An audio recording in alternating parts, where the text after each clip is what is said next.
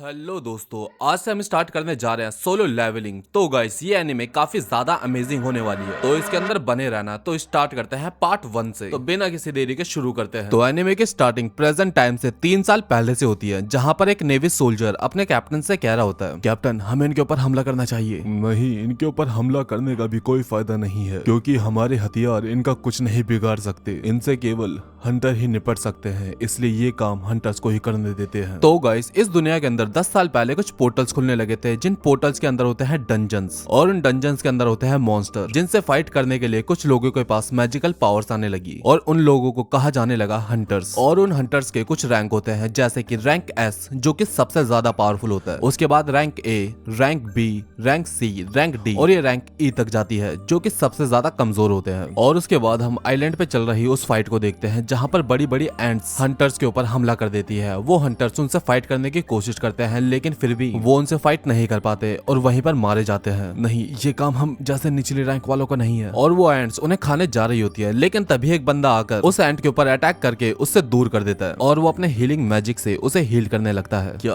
बात है, मेरे जख्म भर रहे हैं। लेकिन कुछ एंट्स उस बंदे के ऊपर पीछे से हमला कर देती है, लेकिन उसके दोस्त आकर उसे बचा लेते हैं। दरअसल ये लोग एस रैंक के हंटर होते हैं, जिनके पास हीलिंग, लाइटनिंग और हल्क जैसी पावर होती है, और ये तीनों एस रैंक के हंटर्स उन चींटियों को बड़ी आसानी से हरा देते हैं। और तभी वहाँ पर व्हाइट कलर की एक विशालकाय एंट आ जाती है, जिसे देखकर ये लोग कहते हैं, मुझे नहीं लगता कि ये बॉस होगी।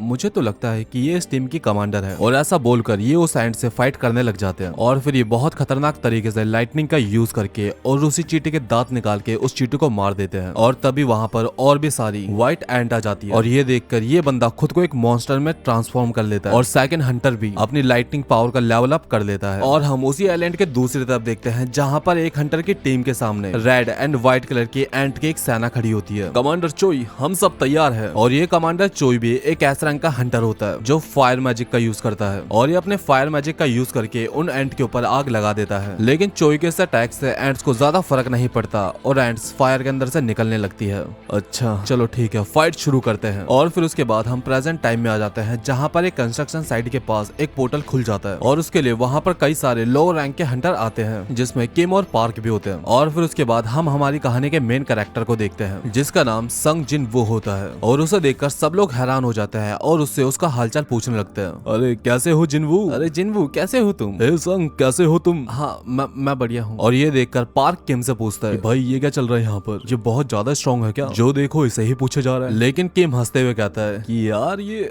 हंटर तो छोड़, ये तो इंसानों से भी ज्यादा कमजोर है। ये तो पूरी मानव जाति का सबसे कमजोर इंसान है। ये तो ई रैंक के लड़ाई में भी हॉस्पिटल पहुंच जाता है। अच्छा ऐसा है क्या? अरे यार धीरे बोल, वो सुन लेगा। लेकिन जिनवू कहता है कि अब क्या फायदा, अब तो मैंने सुन भी लिया। खैर छोड़ो, वैसे भी उन लोगों ने जो भी कहा है वो सच ही तो है। और तभी इसकी मुलाकात जूही से होती है, जो कि आते के साथ ही इसे डांटने लगती है, और इससे सवाल करने लगते हैं कि तुम्हारे चोट कैसे लगी। और जिनवू से बताता है कि मैं एक ई रैंक के मिशन पर गया था, जिसमें मुझे ऐसी चोट लग गई। अच्छा, तो वहाँ पर कोई हीलर नहीं था क्या? वो एक ई रैंक की गुफा थी, इसलिए किसी ने हीलर को साथ में ले जाने की नहीं सोची। ये क्या कह रहे हो तुम? क्या वो लोग इतने ज्यादा मतलबी थे? नहीं जूही, तुम परेशान मत हो, कमजोर मैं हूँ, इसमें मेरी ही गलती है। और फिर उसके बाद सब निकलने के लिए डंजन के पोर्टल के सामने खड़े हो जाते हैं, और फिर इस मिशन का लीडर खुद को इंट्रोड्यूस करता है, जिसका नाम जूसोंग होता है। और जूसोंग एक एक्सपीरियंस इंसान होते हैं, जिन्हें काफी सारे डंजन का एक्सपीरियंस होता है। और फिर वो सब लोग उस डंजन के अंदर जाने लगते हैं, और फिर हम जिनवू को देखते हैं, जिसके हाथ में एक चाकू होता है। हथियार के नाम पे मेरे पास बस एक चाकू है, जिसमें ना के बराबर जादू है, लेकिन ये कुछ ना होने से तो अच्छा ही है। और मेरे पास वैसे भी इतने पैसे नहीं है कि मैं कोई जादुई हथियार खरीद सकूं, इसलिए मुझे फिलहाल इसी से काम चलाना हो। और ये बोलकर जिनवू भी अंदर चले जाता है। और उसके बाद हम कोरियन हंटर एसोसिएशन और उसके चेयरमैन को देखते हैं, जहाँ पर चेयरमैन वो कह रहे होते हैं,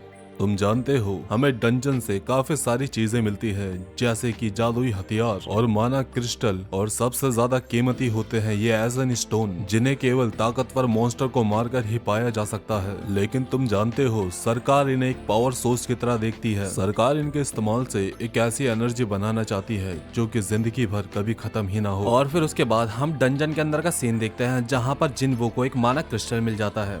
फाइनली मैंने एक को मार ही दिया। लेकिन तभी एक गॉब्लिन मॉन्स्टर जिनवू के ऊपर अटैक कर देता है और जिनवू भी उससे फाइट करने की कोशिश करता है, लेकिन जिनवू का चाकू ही टूट जाता है और वो गॉब्लिन मॉन्स्टर जिनवू के पेट में अपनी तलवार घुसा देता है, जिससे कि जिनवू काफी ज्यादा घायल हो जाता है। और ये देखकर जूही काफी ज्यादा परेशान हो जाती है। तभी पार्क आकर उस गॉब्लिन मॉन्स्टर को मार देता है और जूही को जिनवू को इलाज करने के लिए कहता है और वहां से चले जाता है। और फिर जूही अपने हीलिंग मैजिक से जिनवू को हील करने लगती है और फिर कुछ टाइम बाद वो सब लोग उस डंजन के बॉस को हरा देते हैं और सेलिब्रेट करने लगते हैं, लेकिन जिनवू बस बैठा बैठा देख रहा होता है। और ये सब देखकर जूही काफी ज्यादा उदास होती है और जिनवू से पूछती है, तुम अपनी जिद में आकर तो हंटर नहीं बने हो ना? क्योंकि अगर ऐसा है तो वो दिन दूर नहीं जब तुम किसी बड़ी मुसीबत में पड़ जाओगे। और फिर सारे हंटर डंजन की लूट को इकट्ठा करने लगते हैं, लेकिन ई रैंक का डंजन होने की वजह से यहाँ पर उनको ज्यादा लूट नहीं मिलती और वो सब लोग उदास हो जाते हैं। लेकिन तभी उन्हीं में से एक बंदे को एक गुफा दिखाई देती है और ये एक दूसरे डंजन का रास्ता होता है और ये लोग ये देखकर काफी ज्यादा हैरान हो जाते हैं, क्योंकि कभी किसी ने एक ही पोर्टल के अंदर 2 डंजन नहीं देखे होते। और ऐसे में इन्हें कहा जाता है एसोसिएशन की कमांड का वेट करें। लेकिन कुछ लोग लालच में आकर कहते हैं कि अगर हमने ऐसा करा तो दूसरे हंटर्स आकर सारे के सारे लूट ले जाएंगे और ना ही हमारे हाथ में कुछ हथियार लगेंगे, ऐसे स्टोन लगेंगे, ना ही माना क्रिस्टल, हमारे हाथ में बस झुंझुना ही आएगा। और फिर वो सब लोग वोट करने लगते हैं कि किसको इस डंजन के अंदर जाना है और किसको नहीं। और फिर सब लोग वोट करते हैं, लेकिन दोनों तरफ से वोट 50-50 हो जाते हैं और अब सारा फैसला जिनवू को लेना था कि इस डंजन के अंदर जाना चाहिए या फिर नहीं। जिनवू, अब तुम बताओ, तुम क्या कहते हो? तुम्हारा ही वोट बाकी है अब। क्या मेरा वोट? मेरे लिए तो एक ई रैंक का डंजन भी काफी ज्यादा खतरनाक है,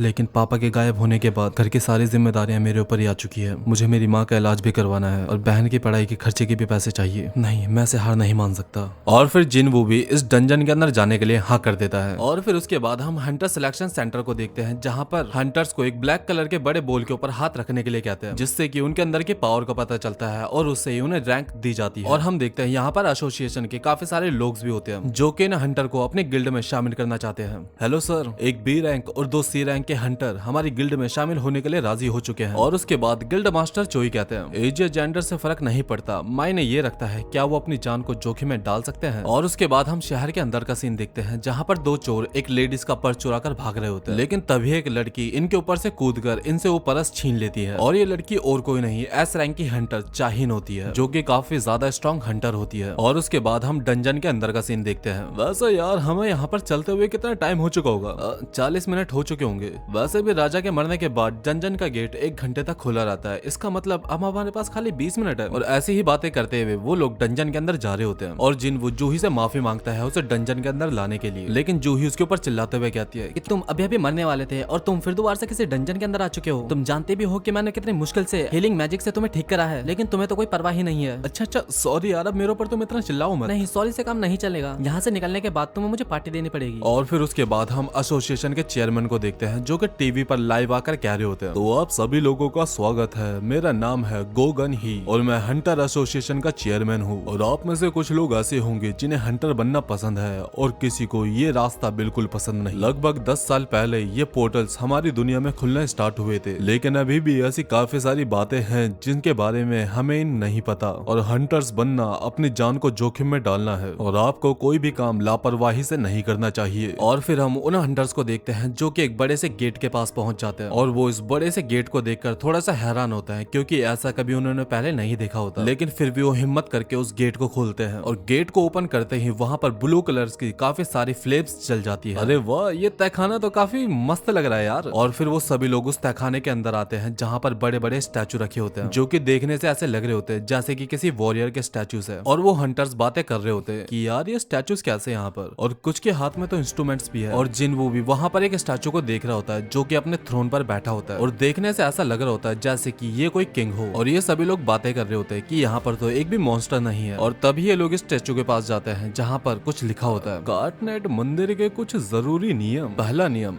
देवता का सम्मान करो। दूसरा, उसकी तारीफ करो। तीसरा, अपनी भक्ति को साबित करो। अगर तुम ऐसा नहीं कर पाए तो जिंदा नहीं बचोगे। और ये सुनकर जूही कहती है कि वो बड़ा सा स्टैचू हमें घूर रहा है, ऐसा लग रहा है कि वो हमारे ऊपर नजर रखे हुए है। और तभी अचानक से दरवाजा बंद हो जाता है और ये सभी लोग घबरा जाते हैं। मैंने तुम्हें पहले ही कहा था कि ये काफी खतरनाक जगह है।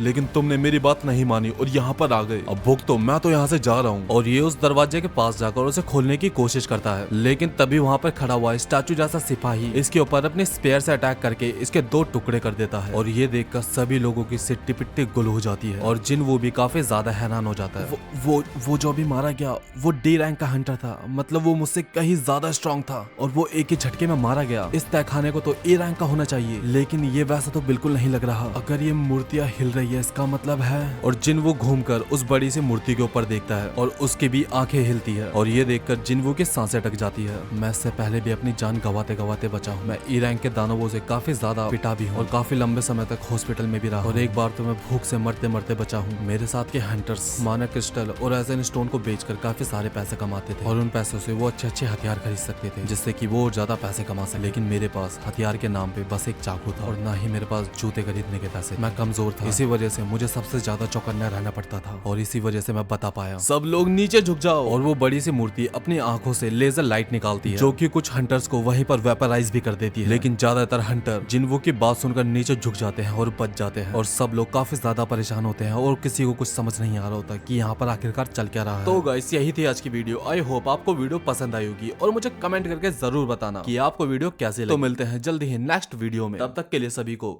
दत्ता बायो।